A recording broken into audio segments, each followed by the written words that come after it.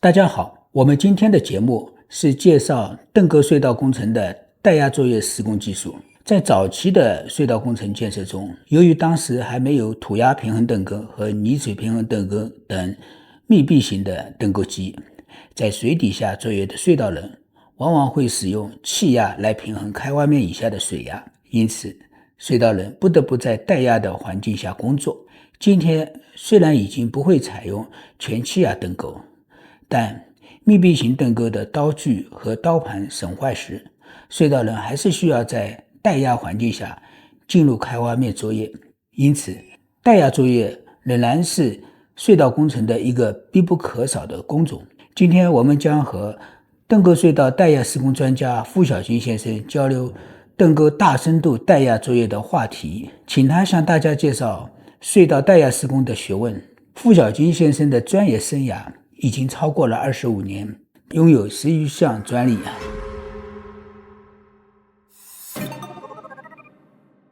傅总，今天呢，我们这个话题呢，就是带压施工。在我们邓沟法隧道当中呢，越来越多的场景，我们需要带压施工。那么，你能不能给大家讲一下这个带压施工它的那个主要的，就是它的风险点在哪里，以及它最需要关注的地方是哪些方面？带压开仓呢，它有几个风险点。第一个，它是在密闭空间施工，所以有密闭空间的一些危害，比如说有害气体或展子面坍塌，这第一个风险。第二个风险就是我们的机械损伤，比如说我们在换道过程当中人为的机械损伤。第三个呢，可能会造成我们这个职业病，比如减压病的发生。主要就是这么几个风险。听下来这些风险似乎就需要平时就是说要进行一些演练、训练、培训，是吧？这也就是为什么你们需要有这样一个场地，给这个带压的这个施工人员作为一个训练、一个培训的一个场所。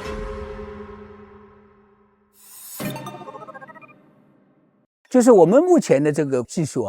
最高的压力极限压力值，带压施工能够到的一个什么样的一个数值？分我们的呼吸的气体来分，比如说我们用压缩空气带压进舱，现在我们中国的国标是能做到5.7巴，然后如果我们用3元混合气，我们能够做到7.5巴的压力。如果我们用饱和呢，那就可以做到10巴、20巴都没有问题。这个数值有没有包含我们一个大气压在里边？没包含，也就是在这个基础上加上去的。对。然后为什么它能够做到，就是说这个压力极限压力我们不断的在往上升早年30年以前、40年以前，我的印象当中都是只能到个3到4个巴也差不多了。经过我们这个施工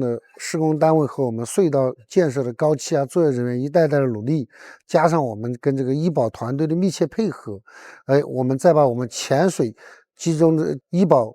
就是技术用到我们这个高气压作业过程当中来，所以我们这压力越干越高，越来越安全，开拓了更多的地下空间。那也就是说，在这里的话，像那个3元混合气的这个技术，对提升这个带压施工的压力，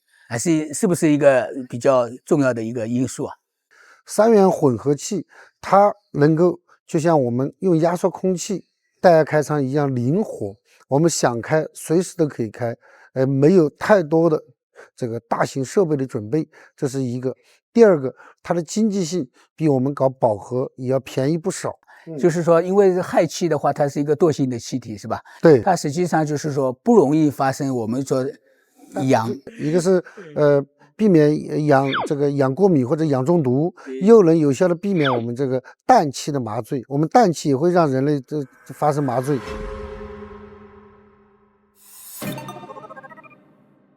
加压的时间呢是短的，但是减压的时间是很长的。那么在这方面的话，我们就是说，在一个工程当中，这个大量的时间就在这个上面，不是有效的工作时间。在这方面，你们开发了一个2次减压的这个方法，你能不能给大家详细的描述一下？为了我们这个提高施工单位的功效，我们就结合我们潜水运用比较成熟的水面减压法，开发出我们高气压作业的2次减压法。我们在2次减压是怎么做的呢？我们是在高压情况下，按照一定的减压步骤减到1.2大压力的时候，我们把潜水员快速的放出来，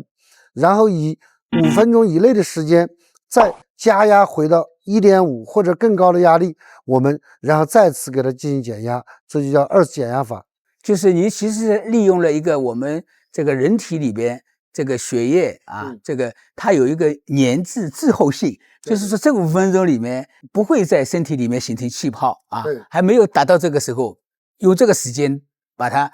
转移到一个另外一个减压舱当中，那个是另外一个场景，就是说不影响正常施工的那么一个场景，然后再去慢慢的再减压，提高这个施工的这个效率。是的，我们就是把这个需要减压的人员用2次减压方式，把它转移到另外一个舱室去减压，把我们可以干活的盾构机人舱空出来，给下一组进行带压进舱。这样子呢，我们在功效方面至少能提高2倍以上。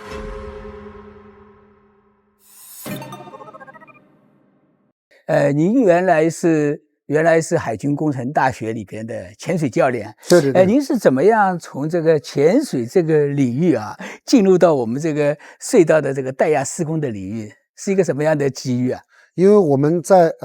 当海军潜水员的时候，我们的施工单位想搞带压开舱，但是呢，当时的国内没有专业的这个带压开舱的队伍，所以我们一些施工单位慕名找到我们这个服役的部队，因为我们是潜水员，他这个带压开舱这些工人，他得了这个职业病，跟我们是一样的潜水检验病，所以他就过来向我们学习，然后慢慢就接触了这一行，然后你就进入到我们这个隧道这个领域了，是吧？对对对对。现在的这个公司啊，就是四川那个保顿税，是您创立的公司吧？对对对对。啊，那么这个公司创立到现在，这个业务的情况怎么样？是不是也越来越多的项目啊？一个是我们国家这几年大力发展这个基础建设，我们也正好赶上了这个红利，所以我们这么几年，每年都是以2000万左右的速度在提高这个业绩。我们到目前为止，公司成立以来，我们的产值已经有6个多亿了，说明你们做了大量的这个类似的这个带压施工的这样的一个工程。对，我们在国内市场的占有份额基本上能达到70%以上。去年吧，是在我的这个介绍下，然后您到越南给越南的同行也进行了提供了这么一个技术的服务。那您跟越南的同行交流下来，对越南的同行你是一个什么样的评价？他们跟我们中国的隧道人来相比，有什么样的不同的地方或者共同的地方？跟我们刚开始搞基础建设，我们中国的80、90年代一样，他们积极好学，这是一个。第二个，越南人比较讲诚信，他们在付款模式或者对我们工人的态度非常好，包括我们工人来回的机票啊，包括伙食啊，各种安排非常到位，所以非常感谢越南这帮国际友人。我们希望就是说以后将来哈，你逐渐走出国门，为更多的一带一路上的国家提供这方面的技术服务。感谢白教授，也感谢您的推荐。好了，今天我和副总的交流就到这里，希望我们大家下个星期五再见，让我们下次见，再见。